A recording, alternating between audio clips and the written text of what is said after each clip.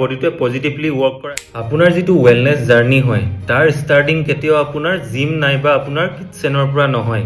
তাৰ যিটো আৰম্ভণি হয় সেইটো আপোনাৰ ষ্টাৰ্ট হয় আপোনাৰ মাইণ্ডছেটৰ পৰা। ইনিচিয়েলি যেতিয়া আমি যিকোনো এটা নতুন জাৰ্নি ষ্টাৰ্ট কৰোঁ সেই ইনিচিয়েল ডে'কেইটাত আপোনাৰ কিছুমান হাৰ্ড চিটুৱেশ্যন অহাটো স্বাভাৱিক হয় আৰু সেই হাৰ্ড চিটুৱেশ্যনৰ সময়ত আপোনাৰ যিটো জাৰ্নি হয় সেইটোক কনচিষ্টেণ্টটো মেইনটেইন কৰাত আপোনাৰ কিন্তু এটা পজিটিভ মাইণ্ডছেটে বহুতখিনি হেল্প কৰে। আমি যেতিয়া যিকোনো এটা চিটুৱেশ্যন আমি ভাবি লওঁ যে আমি নোৱাৰোঁ বুলি আৰু সেই ছেম চিটুৱেশ্যনটোক যেতিয়া আমি আকৌ ভাবি লওঁ যে আমি পাৰিম বুলি বা ট্ৰাই কৰি চাম বুলি, সেই ট্ৰাই কৰি চাম বুলি ভবা চিটুৱেশ্যনটো এদিন গৈ কিন্তু আমি কৰিব পৰা হওঁগে। সেইটো সময়ত কিন্তু আমাক বহুতখিনি আমাৰ মাইণ্ডছেটটোৱে সহায় কৰে। ঠিক তেনেকৈ আমাৰ ৱেলনেছ জাৰ্নিটো ছেমে হয়।